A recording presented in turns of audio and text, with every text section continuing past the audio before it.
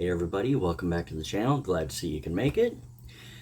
In the previous tutorials, I've been trying to keep it simple so that you know how to play, but this section is going to be for those of us that want to know why it works. When you put a string of notes together, why do they sound so good?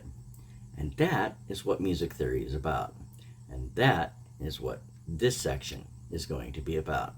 So, welcome to Easy Music Theory. Fretboard. What you need to know about the fretboard is there are two parts with the frets to keep in mind. There's the whole step, which is 2 frets, and then there's the half step, which is 1 fret away. So everything is composed of wholes and halves.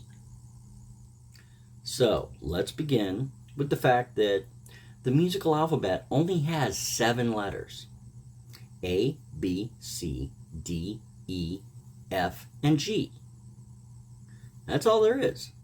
There's nothing beyond that. So it's real simple to learn that part.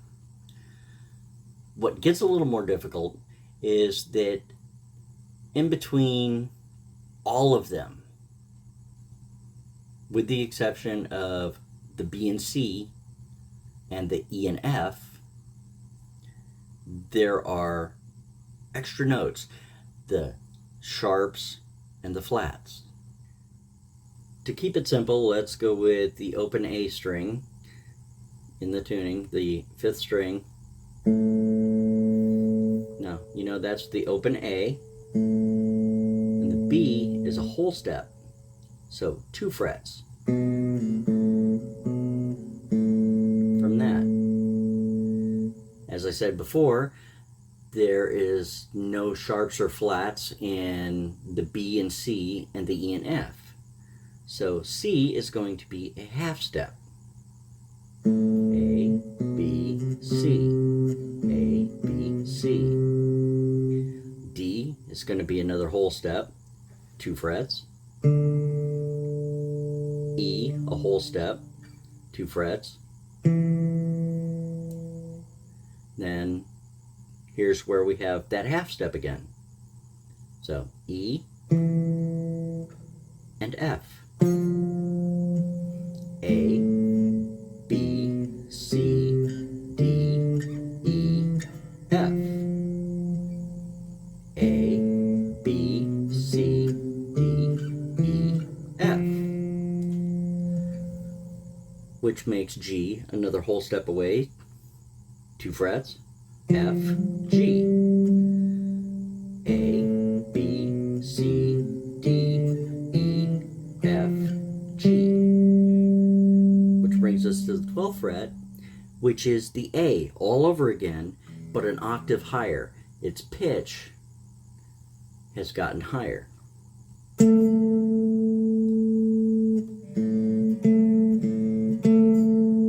So then what about those flats and sharps I was talking about? Well, they occur in between notes. So if that's the A and that's the B, we have another note in between, and that's your flat or sharp. The easiest way to remember flats and sharps is if you're headed toward the bridge, the pitch gets higher. If you're headed toward the headstock, it gets lower.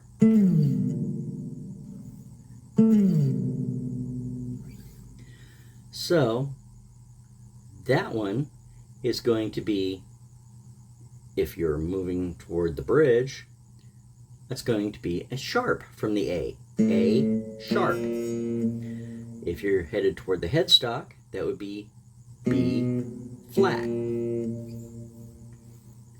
And that's the way the sharps and the flats work. Simple as pie. This also applies to any of the other strings. You know, this one, the 6th string, is tuned to E. So that means that E, half step to F, whole step to G, whole step to A, whole step to B, half step to C, whole step to D, and back to the octave at E.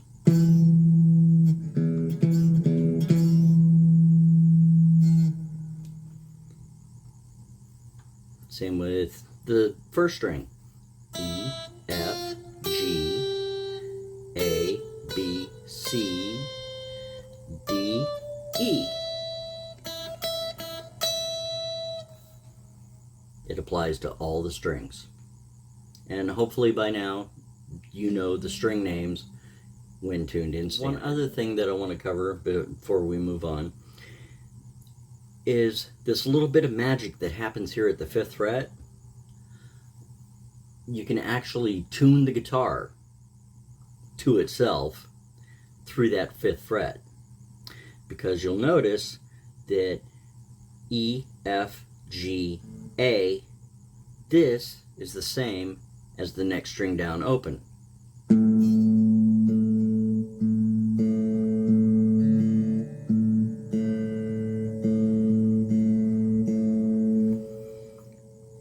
So this is your A.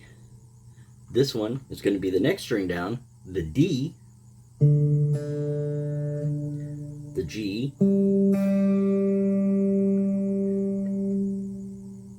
and then this gets a little tricky because when you drop down to the G string, it requires you to go to the 4th fret to match that B. And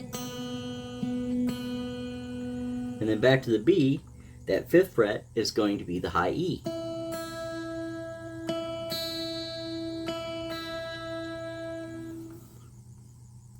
That'll come into play later, aside from just tuning your guitar to itself. Now, how to get that magical first E, I still haven't figured out. That's why I use a headstock tuner. And with that, you have the very basics of music theory.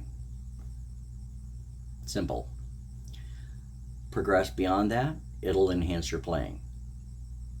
You don't necessarily need it. You can still play and enjoy the sounds you're making. That's what this is all about.